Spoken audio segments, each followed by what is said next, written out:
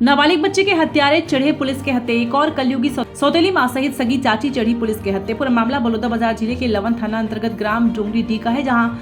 नाबालिग 14 वर्षीय मृतक के देखरेख को लेकर सौतेली मां के साथ हमेशा घर में विवाद होता था। वहीं मृतक की चाची का अवैध संबंध को लेकर घर में तनावपूर्ण माहौल रहता और आरोपी सौतेली मां मीना सहित चाची मोगरा विवाद का कारण नाबालिग मृतक को मानती थी, जिसके चलते मृतक की सौतेली मां अपनी जान पहचान के ग्राम सरखोर निवासी गोविंद कोसले को हत्या करने की नियत से 50,000 की सुपारी डाली। और वहीं हत्यारा गोविंद घटना को अंजाम देने के लिए 3 अन्य नाबालिग को घटना में शामिल कर नाबालिगों को जुल्म की दुनिया में एंट्री दे डाला। वहीं नाबालिग आरोपी ने मृतक को घर से घूमने जाने का हवाला देते महानदी पुल के पास लाया, जहां घात लगाकर बैठा गोविंद बेल्ट से मृतक का गला घोंचकर हत्या करते हुए नदी के रेत में दफना दिया। बलौदाबाजार पुलिस अधीक्षक विजय अग्रवाल ने मीडिया से चर्चा करते हुए मामले में एफएसएल की फॉरेंसिक टीम सूक्ष्मता से जांच करते 48 घंटे के भीतर मुख्य आरोपी सौतेली मां मीना, सगी चाची मोगरा, गोविंद सहित 3 अन्य अपचारी आरोपियों की गिरफ्तारी करने में कामयाबी हासिल की है। इस तारीख को जब गुमिनसान रिपोर्ट और साथ में 137(2) BNS की कायमी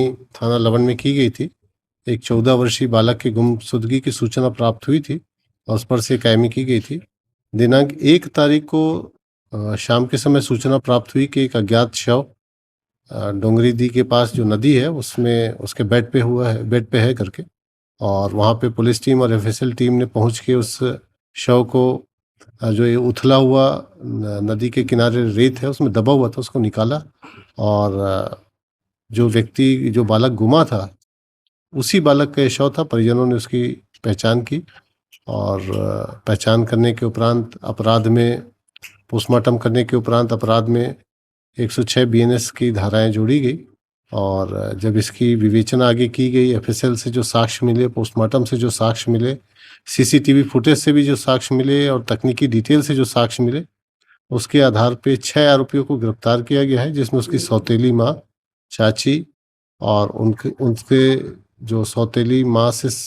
संबंधित एक व्यक्ति है जिनसे वो अक्सर बातचीत करती थी वो, और उसके अलावा 3 अन्य नाबालिग लड़के थे, उनके द्वारा ये घटना कारित किया गया था। और बेसिकली जो मृतक था उसकी माँ का सौतेली माँ से नहीं जमता था, बच्चे के परवरिश को लेके लड़ाई झगड़ा होता रहता था और साथ में कुछ गलत संबंधों के लिए भी उनमें शक था, लिहाजा ये घटना कारित की गई थी। और इसके लिए सौतेली माँ और मृतक की चाची ने मिलकर 50,000 रुपये जो मारने वाले हैं उनको दिए थे, और उसमें से 20,000 रुपये